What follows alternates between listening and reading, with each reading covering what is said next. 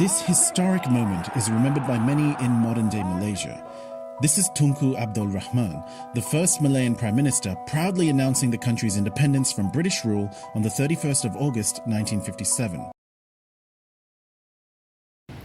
Malaysia adalah salah satu negara di Asia Tenggara yang memiliki sejarah panjang dan penuh dengan berbagai pengaruh budaya, politik, serta ekonomi.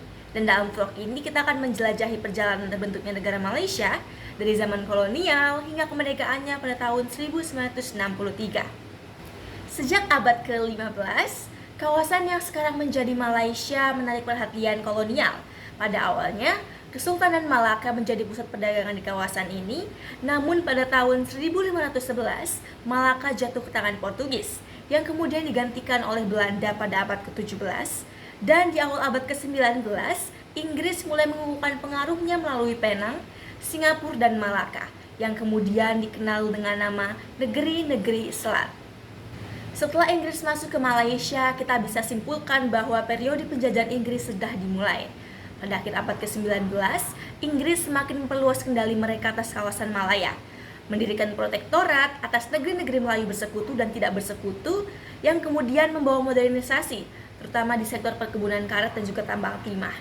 Namun, penjajahan juga memicu ketegangan di antara kelompok etnis, terutama di etnis penduduk Melayu, Tionghoa, serta India yang ada di Malaysia.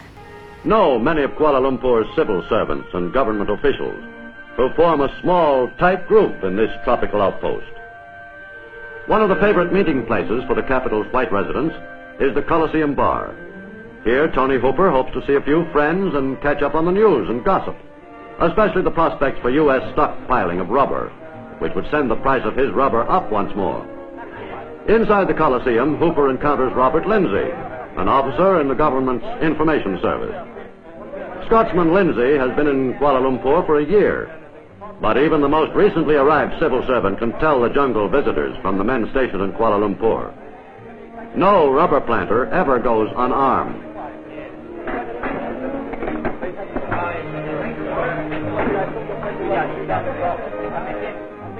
Lindsay plans to spend a few days at Fraser's Hill, a comfortable resort hotel 66 miles from Kuala Lumpur in the jungle.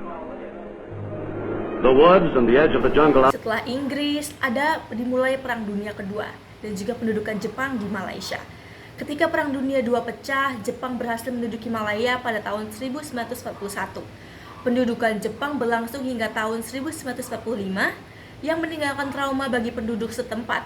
Namun, periode ini juga memunculkan rasa nasionalisme yang semakin kuat di antara penduduk Malaysia, terutama keinginan untuk melepaskan diri dari kendali kolonial setelah berakhirnya Perang Dunia dan juga pendudukan Jepang.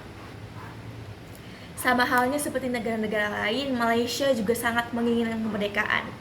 Setelah perang, dorongan untuk meraih kemerdekaan semakin besar, dan walaupun semakin besar ini, Inggris tidak serta-merta menginginkan mereka merdeka. Awalnya mereka merencanakan pembentukan Malayan Union di tahun 1946, namun ditentang keras oleh penduduk Melayu karena dianggap sama saja melemahkan kedudukan mereka.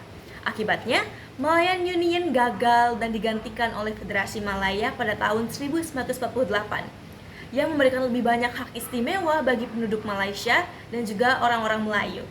Melalui perundingan yang dipimpin oleh Tunku Abdul Rahman pada 31 Agustus 1957, Federasi Malaya merdeka dari Inggris. Setelah Federasi Malaya keluar dari jajahan Inggris, wacana untuk menyatukan wilayah-wilayah lain seperti Singapura, Sabah, dan Sarawak berkembang.